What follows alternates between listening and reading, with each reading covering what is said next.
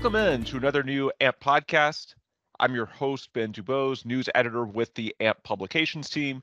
Today, we're joined by Gregory Muha, Director of Conferences, Exhibits, and Sponsorships at AMP. Greg, thanks so much for taking the time. How are you? I'm doing great, Ben. It's good to be with you again this year. Absolutely. And as our listeners can probably surmise by your title, the reason we have Gregory on today is to talk about the upcoming AMP Annual Conference and Expo, which for 2024 will take place in early March in New Orleans, Louisiana. So, Greg, before we get into the specifics about the show, just introduce yourself to our audience and explain how your role touches on this annual show that AMP puts together every year. Sure. So again, I'm Greg Muha. I'm the Director of Conferences, Exhibits, and Sponsorships. And the team that I lead here at AMP, we're responsible for not only the annual conference and expo, but all the regional and topical events. And so we partner with other AMP staff across multiple business units and our members across the globe and in various regions to bring together the content, find the exhibitors, and put together what is we believe to be a valuable gathering of AMP members at a neutral forum to really come together and share information, knowledges, best practices, provide that opportunity for idea sharing and networking, product showcases, demonstrations, and anything that's relevant to the industries that AMP serves in the materials protection and performance space. So to walk everyone through the history, prior to 2021, there were two legacy associations, NACE International and SSPC, the Society for Protective Coatings. NACE International's legacy show was Corrosion. SSPC's legacy show, the Flagship that is, was Coatings Plus. So under the AMP umbrella, this is supposed to combine the interest of those shows, both for corrosion mitigation as well as protective coatings, put together everything under one roof. Of course, this is our third time doing it under the AMP umbrella, or I believe it's the third time, correct? It is. Okay, that's what I thought, because 2021 was the virtual show for NACE, and SSPC had the last Coatings Plus in December, and then 2022 in San Antonio, 2023 in Denver, and now 2024, the third AMP annual, will take place in New Orleans. So beyond it being just a place where AMP members can get together, in terms of the scope of each AMP annual event, what does it encompass? What are the types of topics and people that are brought together each year beyond simply being members? Just speak to the business orientation and the other aspects of it that could be relevant to really the industry at large. Yeah, sure. So, first off, I have to say there's just so many amazing AMP members and volunteers that we collaborate with to create what I believe is a pretty fabulous offering of content that really makes it difficult for our attendees to decide what they want to attend. They've got some difficult choices to make. And as you mentioned about the legacy associations, regardless of where people came from and as part of AMP, there's always familiar topics. And, that includes things like asset integrity management, transportation and infrastructure is always big, advanced protective coatings, corrosion management, cathodic protection, a lot on surface preparation, things relative to materials performance, corrosion under insulation, we see quite a bit there. We get a little bit on passive fire protection, and then regulatory and compliance activities. Those are staples that regardless of whether you went to Corrosion or Coatings Plus, you saw portions of that. But as AMP has evolved, and I think AMP has done a really good job of embracing the past of both organizations, but doing so with an eye toward the future, there's been an injection of some fresh topics and content into the event over the you mentioned 2022 being the first AMP event. There really has been an injection of new content and interest. And, this year in particular, we see some things relative to carbon capture, transportation, utilization, and storage. That's becoming a big thing. We've got some interest on artificial intelligence and machine learning. We're seeing some things pop up. Our keynotes on that, and I can touch on that a little later. We've got some robotic inspection activities this year in the program, a lot around renewable energy. We've seen a little bit of a bump around military and defense related activities tied to corrosion and coatings.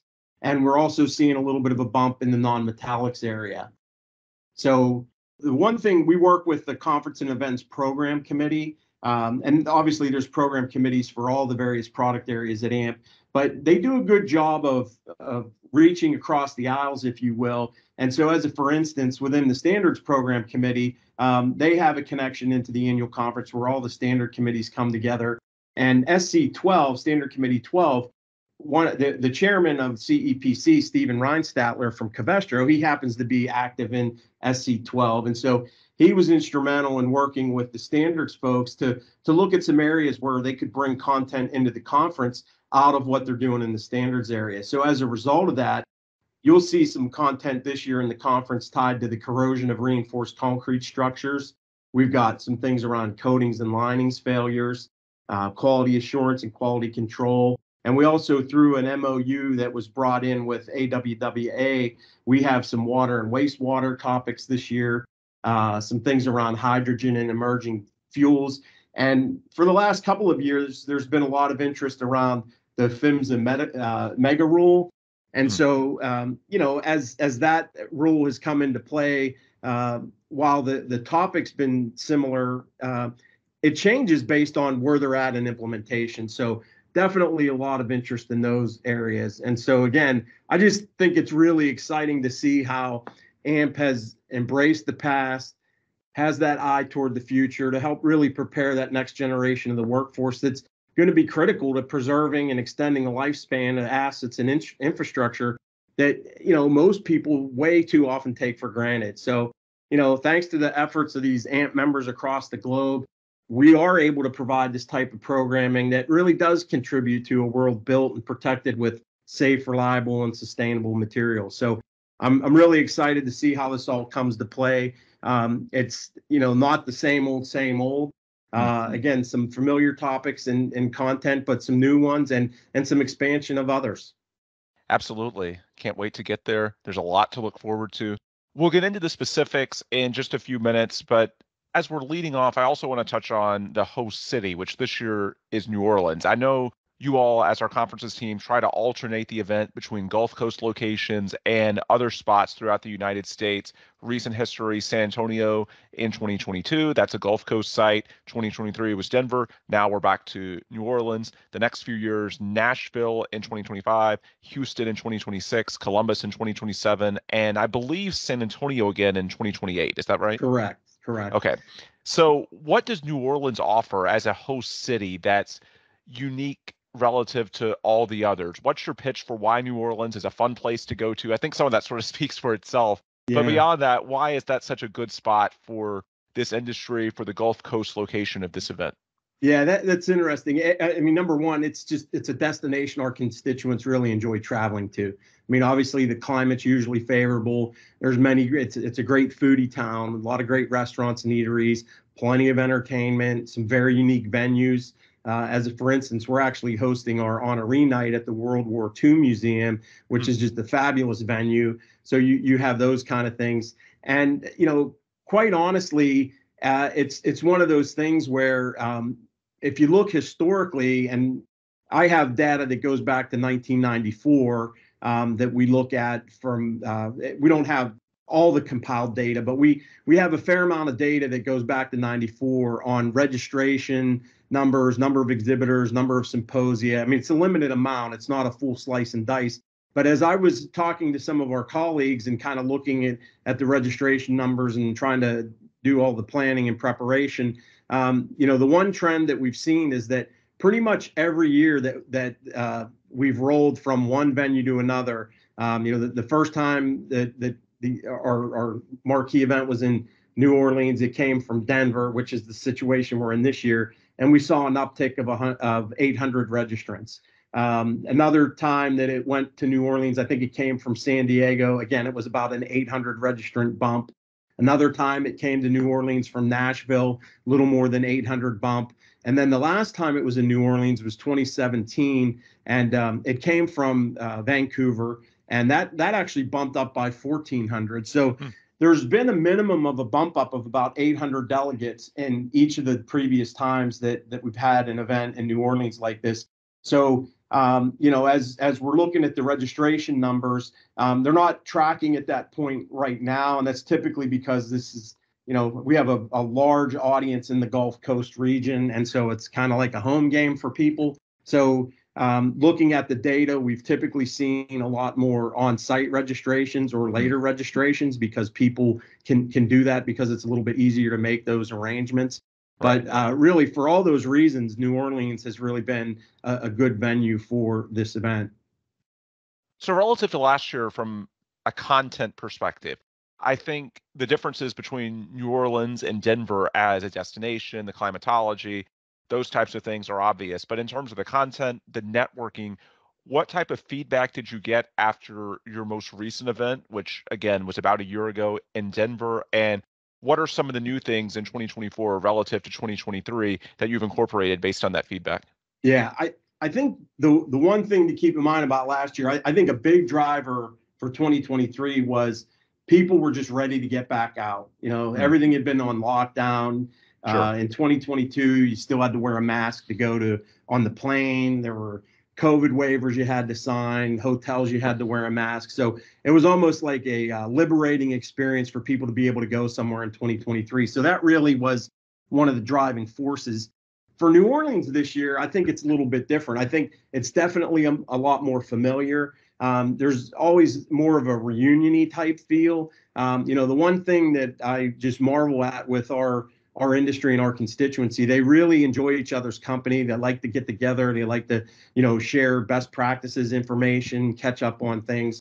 And that's the one thing that this venue creates for us with our annual conference this year. So I think the familiarity of having a lot of our members and customers in that Gulf region is a big thing. And I think it also lends itself well to a lot of the industries we serve. I mean, certainly you have, the oil and gas industry, you've got, offshore. But, that said, it's not a difficult travel for people that are tied up in a lot of the other areas we serve with the, obviously with the marine and infrastructure and a lot of the government activities, whether it be DOD or DOT or Department of Energy type activities. So it really does lend itself well. You spoke to the level of interest earlier, and as far as the actual registrations, because of the locations, I know that's likely to be a little bit late with this being a so-called home game, as you put it, for a lot of AMP members. As far as the exhibit hall, what are you seeing there as far as, I guess, the trends with interest, the new features that are there in 2024? Just from an exhibit perspective, what are you seeing on that front? Yeah, the one thing about the exhibit is it's been very steady. I mean, that's the one thing when I came into this role in June of 2022, the one thing that I was really impressed about was how healthy the exhibit has been and how consistent it has been. It's been in that 350 to 425 exhibitor range, depending on where the event's been at. And again, typically you see a little bit of a bump up in New Orleans. Currently, we have 361 exhibitors, and that's tracking a little bit ahead of last year. I think it was 350-ish at this point last year. And we actually saw exhibitors coming into the event up until the last 2-3 weeks beforehand. So I know our sales team, Tiffany Krevix and Diane Gross, along with our marketing colleagues, Ashley Woolridge and Zulema Montemir, they've been out really doing a good job promoting things. And I would anticipate that we will see, a fair amount of exhibitors and sponsors come in up until the last couple of weeks. Again, you have close proximity, so it's a little easier for people to do that. But from the standpoint of the number of exhibitors and the size of the square footage, it's all, right in line with where we would expect it to be, a nice, good, healthy exhibit hall. And what's new on the show floor itself? For example, I think you've expanded the eye theaters, if I'm not mistaken. Yeah, the amphitheaters. We added a third one this year. Okay. And so the one thing that we heard a bit about is adding more what has been termed soft skills content. So especially geared at small businesses, contractors in particular. So there's some pretty unique sessions that are going to go on, excuse me, in those theaters this year. One is marketing tactics for small businesses in a digital world. So we'll have a session on that. We have another one on unleashing the power of video in your marketing strategy. So again, these are not things that would be typically seen in one of our session rooms, but this is something that could really be of relevance if you think about those small businesses that don't have the resources. I mean, heck, for an organization like ours, we are always looking, how can we get better at these things? So I can only imagine what it's like for a small business that doesn't have some of the resources that we do. And then one thing we added this year that we thought was really relevant, and I got to give a shout out to Andy Shingledecker. He is on our conference and events program committee, and he's the task force chair of sponsorships and exhibits. And he's been working with some people on my staff, Alina Blanco, Sam Burrill, Sherry McCaskey, to really look at how can we increase the value for exhibitors. And so, we have a lot of 10 by 10 exhibitors. There's certainly a lot of large booths out there, and that's what everybody, hey, let's go look at the big stuff out there, kick the tires, things like that. But there are a large number of smaller exhibitors. Doesn't mean they're small companies, but they might have a smaller booth, 10 by 10. And so we added a session this year called Winning at Trade Shows, Tactics for Business Growth. And it's really, a session to help our exhibitors and those that aren't exhibiting to take a look at ways that they can improve their experience and really do a better job at trade shows in general, not just the AMP trade show. And again, the work that Andy's been doing, he's been reaching across adjacencies. So he's looked at areas like the waste and refuse area. He's looking at other, material spaces that, are in our wheelhouse, but maybe, not something that everybody thinks of at first pass. So, what can we do in the plastic space to bring more from that area, or from some of the other alloys and metals and things of that nature. So, looking more so into the drill down materials area as opposed to as the asset. So, the thinking that Andy's brought to it is that if we can introduce some companies and some industries into the event, and get some interest from them, it's a way to grow the exhibit in other areas. So we're looking at long term, is there an opportunity to maybe bring some pavilions into the mix and things of that nature? So this is kind of the beginning stages of that, and they've been doing a really good job of reaching out and trying to reach across the aisles, working with entities like American Welding Society and others to really find those areas where maybe there's multi-certification individuals, somebody who has a certification from AMP but also has maybe a certification from AWS, and so we're those people where there's a crossover and that we can generate some interest. So in terms of the conference itself and the more education oriented events that are going to be taking place in New Orleans, I know there's a lot of excitement there as well. You recently announced your keynote speaker. I know you're getting ready to announce the Whitney Award winner, which there will be a corresponding Whitney lecture to go with that. Just speak to some of the highlights from a conference and education perspective, what people can look for outside of the exhibit hall. Yeah, there's the one thing I want to touch on a little bit, just going back to what you mentioned earlier about past feedback. Over the first couple of years of the AMP annual conference, we've gotten some feedback from contractors about how can we bring some content tied to them, some coatings type content. And so certainly there's some things that we've done this year. We've got the Coatings Pro Contractor Awards on Monday. We've added case studies. We heard a lot about case studies. So there's a session on case history of 4 viewpoints. Brings in an owner perspective, contractor perspective, and an inspector perspective, and coatings manufacturer perspective. And so that looks to be like a pretty interesting session. We've got some quality assurance and third-party inspection services content. There's a forum on that. There's a forum on how to gain an edge with coatings contractor selection, a coatings failure symposia. We've got another case study on wax coating and primer from Trenton. Frank Rampton's doing that one. And then again, I mentioned those kind of soft skills. So those were all kind of in the mix. But as you look at the 2024 program, Stephen Reinstatler was talking with some of the leadership from the AMP Global Center board, and he was kind of sharing with them some areas where new content was coming in. So There's a session on alternative access for at-height projects. We started to see some of that last year. And that was Andy Shingledecker trying to bring something new. That was an amphitheater session last year. And so that's now going to be in a regular session rooms and really looking at, alternative access type of technologies and solutions. AMP recently signed an MOU with AWWA. And so that is something that we're building on. So you'll see some content tied to that. We have some new content around artificial intelligence that's tied to blast cleaning. I mentioned earlier about some of the robotics. Our keynote is on artificial intelligence. The carbon capture and storage, we're seeing a big interest there. Elaine Bowman has been instrumental in bringing some of that content together. A real interest around sustainability topics, emerging fuels, hydrogen, the concrete reinforced steel concrete structures that I mentioned earlier. That's something that's new.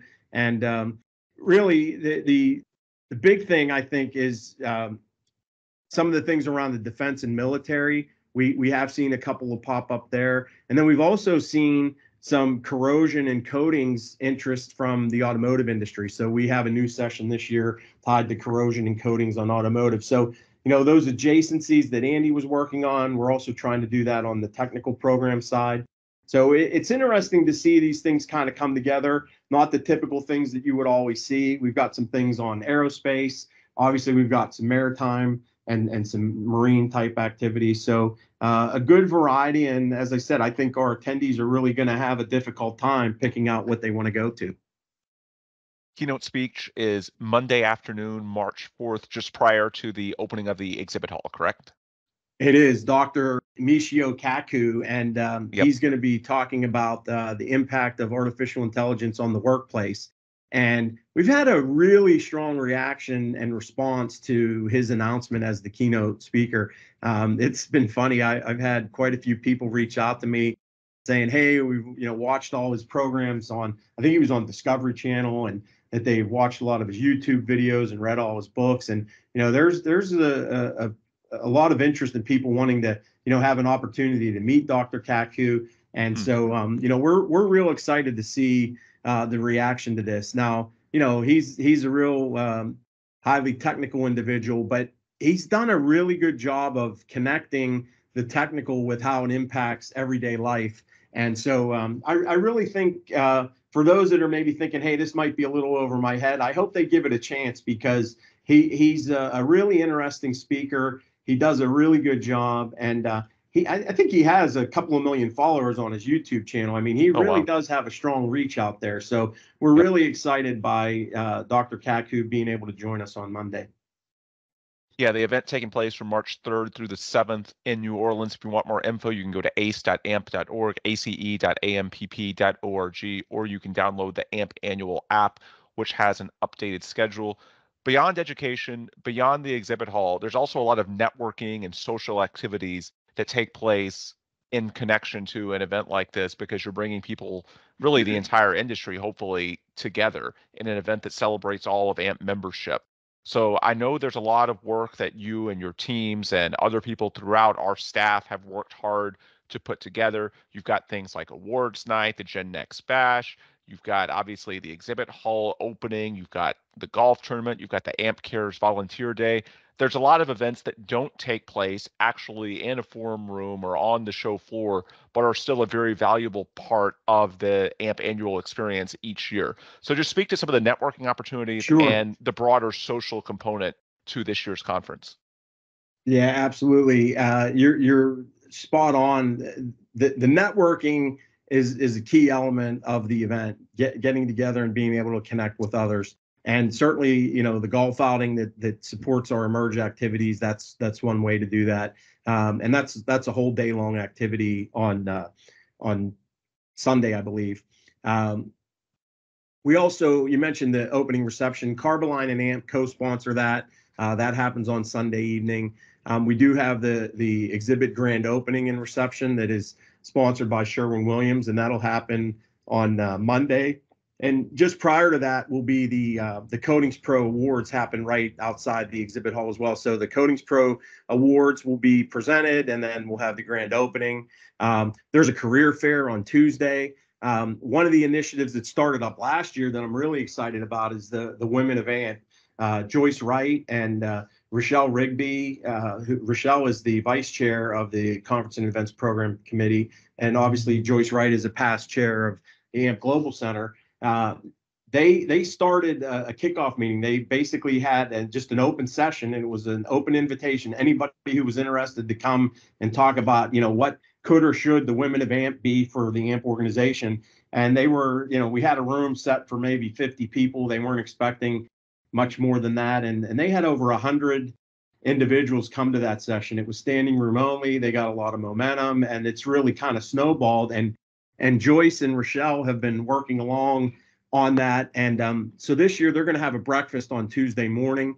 And so I'm really anxious to see what they've been working on and how things are coming along for them.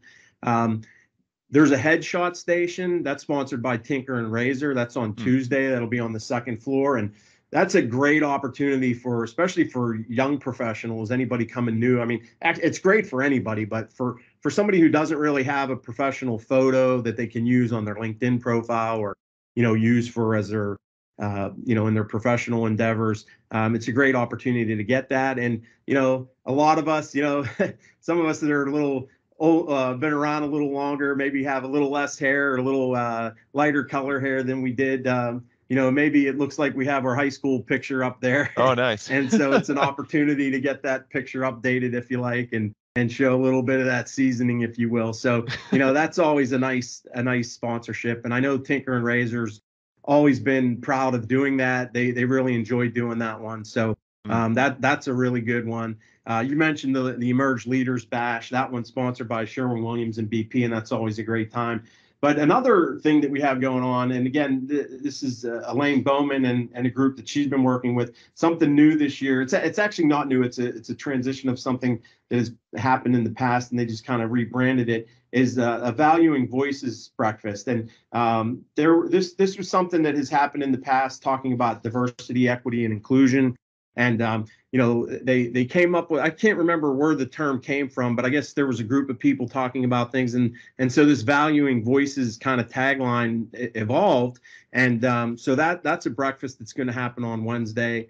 So that's something that I think is going to have a lot of value. And then we've got the honoree night, as you mentioned, on Wednesday, and I'm really excited for that event. That's a fantastic venue. I mentioned earlier about that, we've got so many wonderful AMP members and volunteers that contribute so much to the organization. And, this is that one time a year that we really have an opportunity to thank them and celebrate them and really recognize all the hard work that goes into it. And, it's tough. I'll tell you, there's a lot of things that we do in building this conference where, it impacts our members in a great way. And, it's always a struggle because there's so many things going on. There's so many conflicting activities, so many competing activities. Everybody wants to be on either Monday or Tuesday with their presentation, but, somebody's got to go Sunday, somebody's got to go Thursday. It's like, how do you balance this all, juggle this all? And, sometimes our members can feel like they're lost or they're not appreciated. And so this honoree night is that one night to really, thank them and recognize them. And I hope that a lot of our members will come and support their fellow members and recognize them for these great contributions. When we talk about the members and the potential attendees at AMP Annual this year, or any year for that matter, what are some of the common questions that they have, and what are some of the answers to those? Use this, if you could, as your sort of forum for the FAQs, the frequently asked questions that you hear when people reach out to events or conferences about what's going to be happening on the ground. Yeah, usually we hear about, when do the pricing deadlines kick in, and that's already passed. The advanced pricing deadline for this year was January 5th. So we're a little bit earlier in the year than we were last year. So that deadline's already come and gone. So that was a question that we were getting up until that point. But we've also gotten a few questions around this year. One big change is there will not be an on-site printed final program. Based on feedback that we've had and collaboration with other business units and thinking about sustainability type initiatives that the organization has been undertaking. We're going to have all of the program content will be within the conference app. So no printed program on site, but all the same information is available in the conference app. And the real benefits to our members, and this is the questions that we've been being asked about. Well, what'll be in there? Is it going to be, live and up to date? And that really is the beauty of this, is that, once we printed the final program that went in print, the minute we printed it, it was outdated. Couldn't do anything about changing it. And in this case, if we get last minute changes, we're able to go into the app, make it on the fly, and it's live right then and there. The other thing is that it has allowed us to sync up the app with the conference schedule that's on the website. And in previous years, we got a lot of feedback that people like that conference schedule portion of the website, but it wasn't syncing with the app. This year, it does that. So this change allows us to be synced up with the schedule. It allows things to be right in place. Now, there will be, we're using the term an on-site brochure. There will be about a 12 to 14 page printed piece that we'll have all the kind of general conference information. It'll have, the ethics issues that we have, the announcements tied to ethics and behavior. It'll have the floor maps of the convention center. It'll have, the general information, so that there will be some, piece that people have that gives them some general information. But all the content information, all the session information, that's all going to be running through the app. It'll be live. If there's any changes, it'll happen automatically. And people who have been frustrated in past years when they planned on going to a session and there might have been a change and they didn't find out until they got to the room, if they're checking that app, if there's any changes, they'll see that, on the fly. So that's one thing. A couple of other things that we get some questions around. We get quite a few people who come to us and say, hey, I've had an entity that's reached out to me and said they have the AMP attendee list and they're offering to sell it to me. Is this a legit thing? And we tell them all the time, no, that is not. AMP does not sell its attendee lists. There are, unfortunately, scammers out there who I don't know where they get lists or how they get information, but I can't tell you how many emails I get about other events where these same people are trying to sell me lists from other events. Yep. And that's just one that's, if anybody gets that is not from AMP. And similarly, around our hotel room block, we've partnered with an entity called Spargo. They're the official housing provider for AMP. And so if anybody gets any kind of solicitations about hotels that are not from Spargo, that's another scam that's out there. So we do get some questions around those. But beyond that, it's just the general, where can I find information? And you mentioned the website earlier. That website is a great resource to go to, and it has all the latest and greatest. So between the website and the conference app, anything you need to know is there. Yeah, I can definitely speak to the value of the app as a personal anecdote. In late 2021, I took over the show daily responsibilities. I'm the editor, the coordinator that arranges everything we do as far as our conference newsletter, which is sent out by email, but it's also available through that conference website, ace.amp.org. And basically what that is, it's previews, it's recaps, it's news coverage of what's going on at conference for people who want to know what events to hit up themselves, or if they don't have time to hit up every event, they can get a high level overview of what took place along with some photos and videos as well. And so I started doing that in 2021. And when I started, I tried to use the print programs. But what I found was that, and it was especially the case back then because there were so many late changes due to issues related to COVID, that basically you could never be on top from a timing perspective. You could never catch up in print with what was up to date. And when I finally just started saying, you know what, I'm going to go to the app and look at digital only, that made all the difference because the information for me in terms of planning what events were happening, what events that I was going to cover or have our team cover as part of our show daily news coverage. Again, once we transitioned 100% to the app, the accuracy was pretty perfect.